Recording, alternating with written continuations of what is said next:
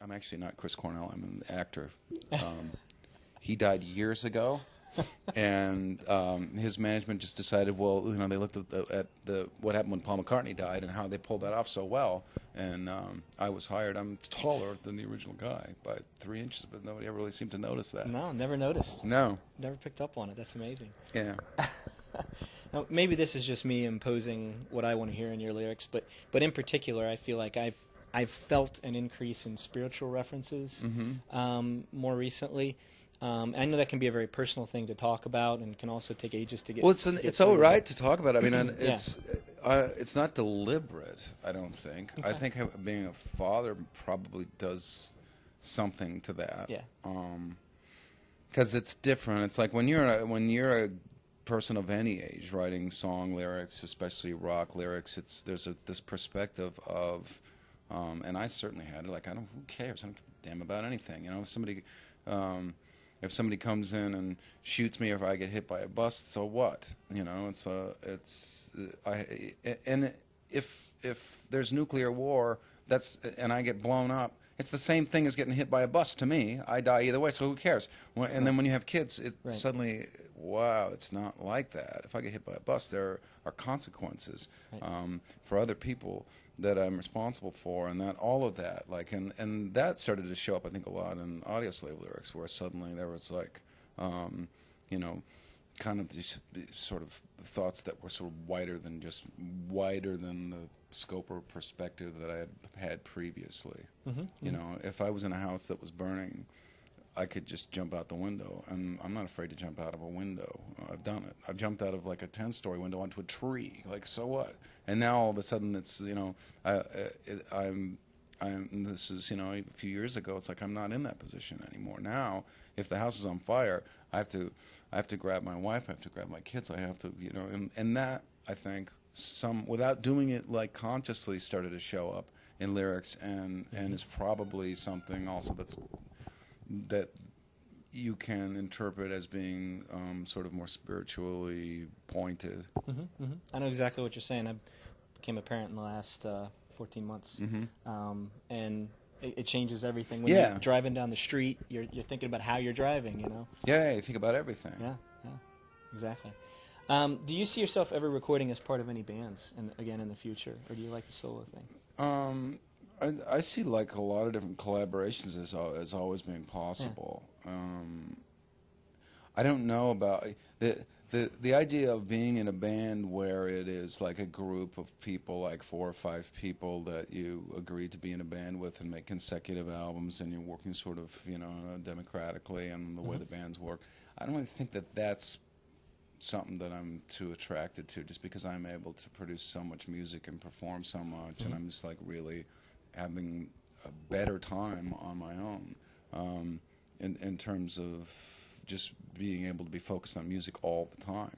I had a great time in my bands, but I just am really wanting to be active now more than ever. And I don't know what that there's life is short, and music is kind of infinite in terms of what you can tap into. Sure. And I always felt sort of like, no matter how hard I work, I'm only going to have ever barely scratched the surface. And there are definitely a few times in my life when I felt really frustrated, I want to be able to create more music and produce more music and be more prolific. Now in the last few years, I've felt like I'm at a pace that I feel like is vital. When I was a little kid, and discovering music for the first time, most of those artists and bands out there, they were releasing at least an album a year. It wasn't like it is now, and often it was 7 or 8 songs and a drum solo. It wasn't the way we sort of think of albums now. But still, the people, they toured, they made music, and that's what they did.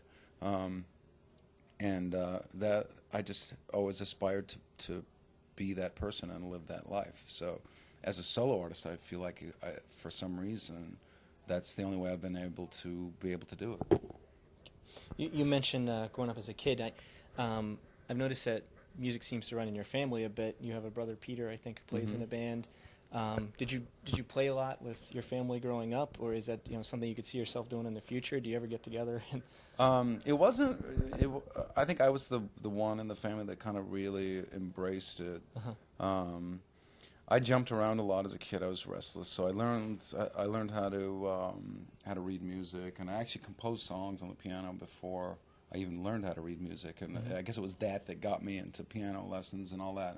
And I didn't have the patience for it. I was wild, and I learned guitar, wrote songs on guitar. As soon as I was old enough to play it, didn't have the patience to really take it anywhere. I just didn't. I was wild, and so drums kind of is what got me into being in a band, which is what got me into wanting to be in a great band, which is what got me into picking up the guitar and the bass and all the other things, and finding some like-minded people to start a band where suddenly we were in a band that we loved. That was our dream band. Absolutely. And it really, in terms of the rest of my family, it wasn't until that band actually had traction and had like some national and international attention that any of my family members started getting into music really. It wasn't something that was really a focus in our family at all. It wasn't discouraged. It wasn't encouraged. It was a little bit there, but not, we weren't the Von Trapps. That would have been nice, though. Family full of obnoxious lederhosen kids. Somehow that doesn't seem to fit. No, Irish kids and lederhosen doesn't fit.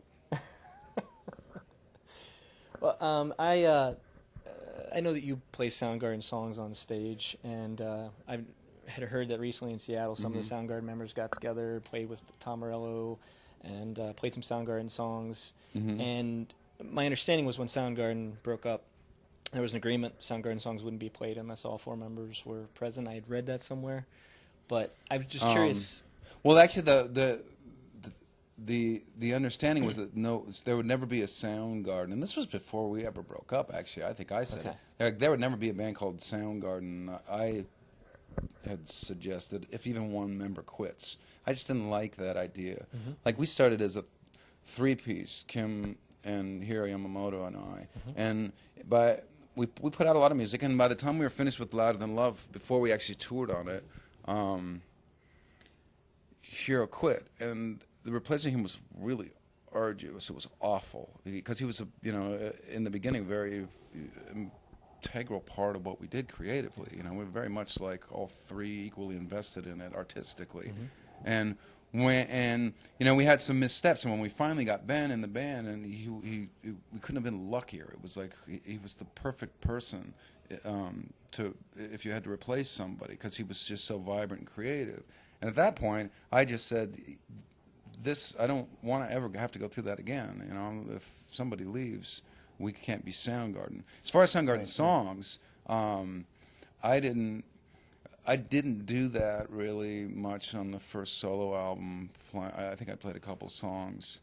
And then with Audioslave, I played a couple songs. Now I kind of do whatever Soundgarden songs I want. Sure. But I can do a 3-hour concert full of Soundgarden songs and not do one Soundgarden song that I didn't write entirely. So I feel there's like a sense of ownership too of a lot of those songs, where it's kind of like they were written for my band and performed by my band on the album, but at the same time, I still have this sort of singer-songwriter relationship to the songs, because of the fact that I'm so, every component of it, even of the arrangement, I was so tied to.